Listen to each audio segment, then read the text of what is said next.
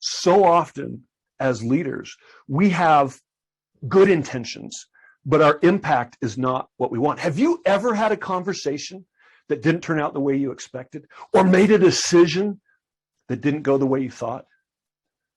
Our job as leaders is to create an environment where people want to give their best effort, where they want to be engaged, where they want to do their best work. If your relationships and your team is not performing at the level that you want, who can we really blame? We get to look in the mirror. Think about the challenges that you have to deal with right now, and staying positive under pressure is a challenge. Some of us, like me, we get defensive or we get assertive, or some of us actually shut down and avoid conflict. Some of us have to be right. We get really stubborn. Some of us overtalk and just become overselling. And these behaviors can prevent us from having the results that we want. What we miss. It's what we miss. What are some examples of things that we miss in our business?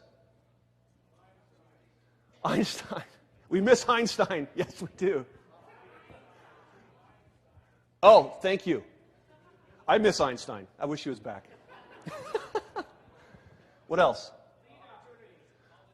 Say that again. Lead opportunities. You said opportunities. What about relationships? What about change?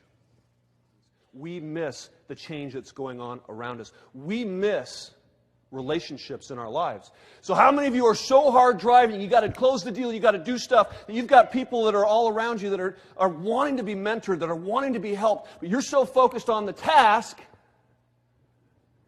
that they're getting left behind?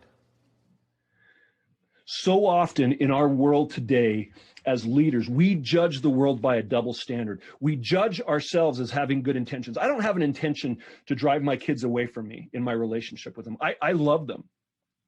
But that doesn't matter, because your intentions and my intentions don't matter. What matters is our impact. What matters is how we make people feel. What matters is the reservoir of resonance that we're creating on our teams that create that sustainability. Not what you have in your heart or your head of what you intend to do, but what comes out of your mouth and how you behave in those moments of tension and pressure. That's what we remember about the exceptional people in our lives, is how they make us feel. And here is your own research to prove it. I want you to think about if your team were to list all of your characteristics. What would they list? Think about how we judge ourselves. I mean, do you wake up in the morning and be honest? Do you say, oh, thank you for making me so emotionally intelligent? Or do you think about how smart you are? Do you put the letters behind your name and on your resume? You worry about what people think, how smart you are. When you have conversations and arguments, are you worrying about being right? Did you compare yourself to others by, have you ever had the right fight where you knew you were right and you're having an argument with someone else and they know they're right? No one's getting anywhere. That's what's going on in our culture right now, is everybody wants to be right.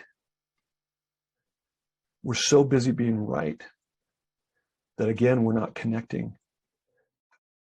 And what happens to us under pressure is this is where our reputations as leaders are made. I love this saying by the Roman Epicurus: skillful pilots gain their reputations from storms and tempests. Well, we're definitely in storms and tempests. How are you showing up? Sometimes is it important to be coercive? Yes, when the house is on fire, everybody out of the house. This is not time when we got to take a vote. But are there times when we have to be affiliative to get people's buy-in? Are there times when we have democratic approach? Yes. Are there times when we get to set the pace and be that leader? Yes. Are there times when we get to coach and mentor people? Yes. Problem is, some of us are really good at being authoritative, at being aggressive. And that's good if the situation calls for it. So Kevin, what would happen if you golfed every situation with your putter? It would be a really rough round. Might improve my game. But you've got to be able to change your approach. You've got to use a different tool for the different situation. So affiliative, bringing other people, other departments in to whatever it is that you're doing and coming up with brainstorming, you need to understand how what you're doing is impacting them. There's a time to be affiliative, but not all the time. What if we're democratic? Is that okay? Sometimes. But if we ran our business that way all the time, that'd be a problem, wouldn't it? What about when you need to change that approach to get a different result? Are you able to do that? Why do sometimes your conversations and decisions don't turn out the way you intend? Because under pressure, we are cognitively impaired. That's the neuroscience. Anybody can be a good leader when things are going well. But when I took over that company and things were going poorly, I was under a tremendous amount of strain and stress, and I didn't always handle it the best way. In 2016, my son, Josh, with the socks that I was telling you about, called me. He said, Dad, he was just taking my other son, Sam, to his friend's house, and he was coming home. He said, Dad, I got into an accident. I said, are you okay? He said, yes. I said, where are you? He was literally a stone's throw from our house, right around the corner. He was changing the music on his phone, and he drove off the road. Luckily, there was nobody on the sidewalk, and he tried to correct it, and he ran into this tree, poor tree. The tree is still there. It lived. The car did not. And I said, I'll be right there.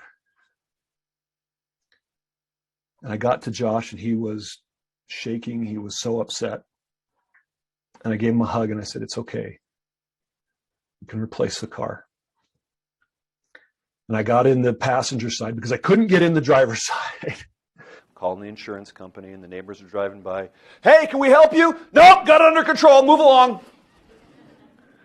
And when my oldest daughter, Emily, heard about this, she was living in Texas at the time. She called my wife, Jana. She said, I just heard what happened. Is Josh okay? What did Dad do? And she was worried about Josh and how I might have handled that, because 10 years earlier when she got in an accident, it wasn't as a positive.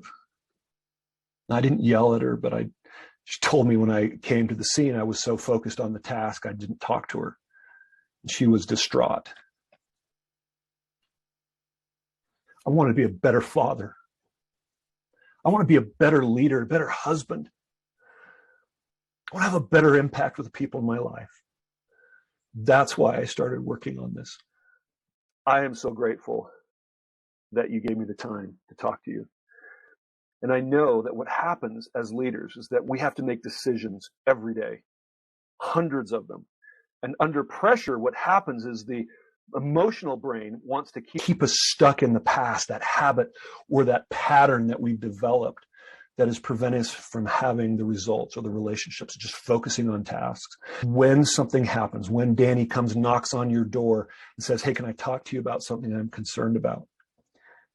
When I'm clearly thinking, I'm thinking about what is the impact I'm going to have? How will I say this in a way that will encourage him and motivate him? How will I be able to treat my son so that he knows that I love him? How can I treat my wife, Jana, better? That moment is always in the present. You have a choice to be controlled by your emotions and your good intentions versus thinking about the impact and choosing to behave. You have positive intentions. Those are good, but it's your behavior and being mindful, being aware that actually gets that impact and develops that trust.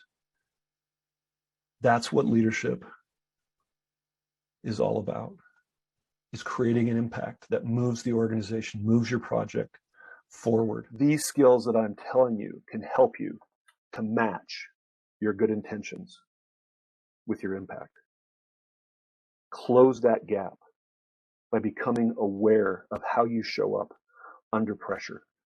Ladies and gentlemen, I am so grateful that we had some time this afternoon. I hope you have some questions, Marion. I know we have an extra 5 minutes, and I'd love to be able to answer a few if we have some. Yeah, I'd like to first start out saying that the audience overwhelmingly has said thank you for being authentic and showing real, raw emotion, especially when it came to your kids. Everybody really appreciates it. I got goosebumps just talking about it. So you're amazing. Thank you, Spencer.